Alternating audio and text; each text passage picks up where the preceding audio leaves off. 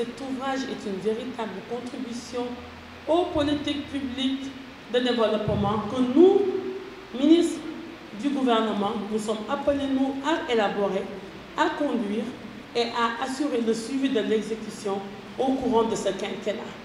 Et heureuse de constater que les industries culturelles et créatives, dans leur globalité, ont été prises en charge dans cela.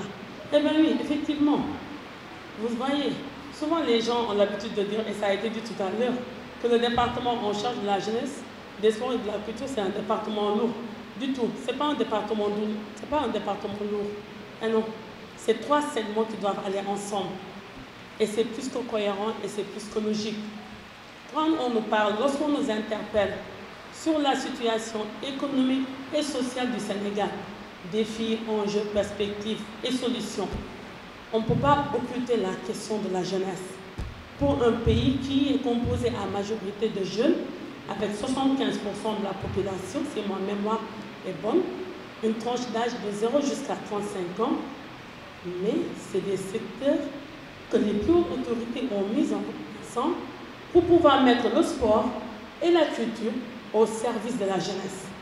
Au service de la jeunesse, tant au niveau de la formation, tant au niveau de la construction civique et citoyenne, mais aussi et surtout, tant au niveau de leur employabilité, au niveau des opportunités d'emploi qu'offrent ces deux secteurs pour la jeunesse. Et je crois que les exemples sont multiples. Il n'y a pas besoin d'aller plus loin.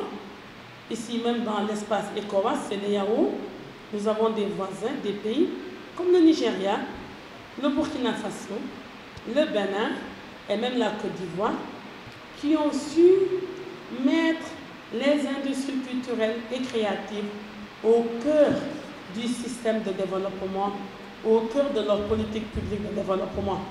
Et ça, c'est un challenge pour nous. Dans les missions qui me sont conférées et que j'ai la lourde responsabilité de conduire sous la roulette des plus hautes autorités de ce pays, rassurez-vous, nous comptons vraiment nous appuyer sur ce secteur-là, avec le sport bien entendu, pour pouvoir accompagner cette jeunesse sénégalaise. Effectivement, j'ai vu les statistiques. La France a misé sur ça, sur la culture, particulièrement les ICC, pour pouvoir accroître son PIB. La Chine, la même chose. Même le Nigeria à côté. Le Nigeria à Lagos et à Abuja, là-bas on trouve des quartiers entiers, des start-up.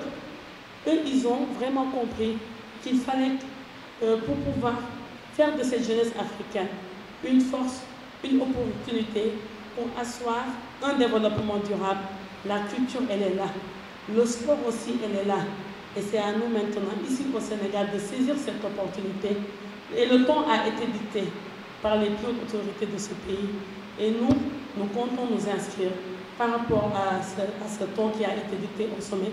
Et nous allons arrimer toutes nos politiques publiques de développement en matière de sport et de culture au service de la jeunesse sénégalaise. Je ne peux pas clôturer mon propos sans pour autant glisser un peu sur le terrain du sport. Parce que de par mon métier de transversal, parce que quand on parle d'éducation populaire, de la jeunesse et des sports, c'est à la fois la culture, c'est à la fois les politiques d'emploi, mais aussi c'est à la fois les questions sportives. C'est vrai, moi je suis en phase avec vous, l'auteur, que les investissements, les projets, les investissements doivent être encadrés. Les investissements doivent être calibrés et les investissements aussi doivent être accompagnés par des politiques de rentabilité. Et ce n'est pas gratuit. Chez vous, les Canadiens, s'ils ont introduit dans les politiques publiques de développement l'évaluation ex-ante, lorsqu'on veut mettre en œuvre un projet, avant même sa mise en œuvre, on procède à son évaluation pour pouvoir mesurer son impact économique, sa rentabilité financière et son impact aussi sur la société. Le stade de la Wade, c'est un héritage. Effectivement, avec le coût 155 milliards, c'est un bijou. Il faut le reconnaître, il faut l'admettre.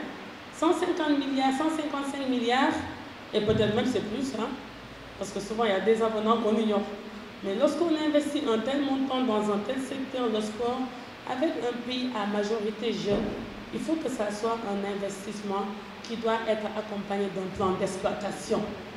Le stade, il a été créé sans un plan d'exploitation. Et les stades, c'est des lieux de vie.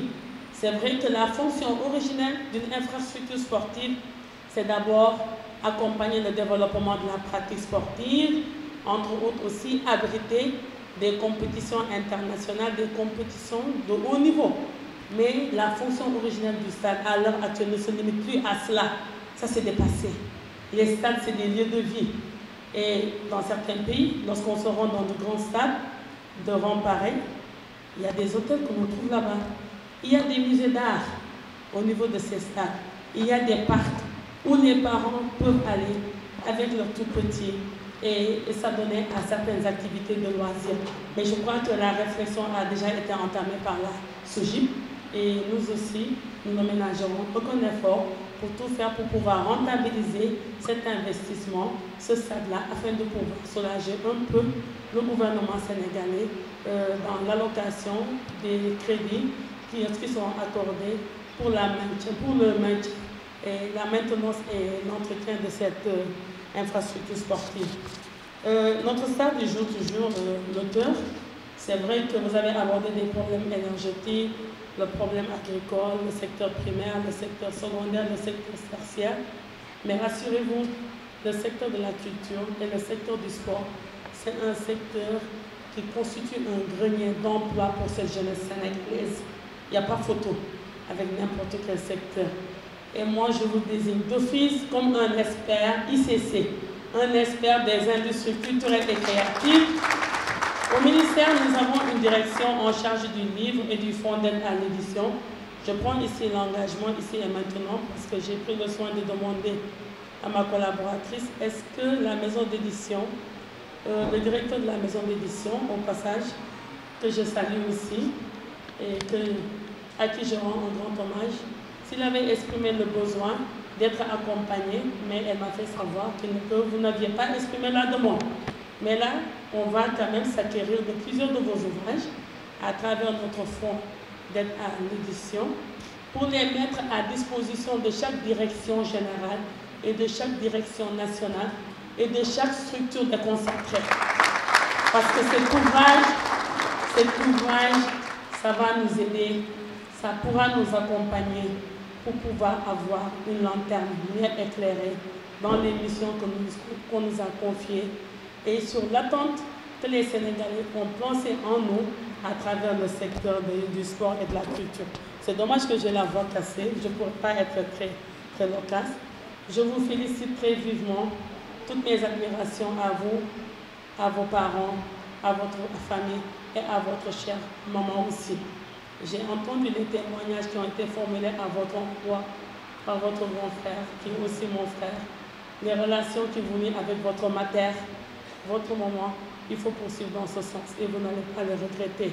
Et j'espère bien qu'avant votre second ouvrage, avant le prochain ouvrage, moi aussi je vais faire un ouvrage parce que je ne veux pas être une habituée quand même des prises de parole seulement lors des cérémonies de dédicace. Je vous remercie de votre aimante attention. Merci beaucoup.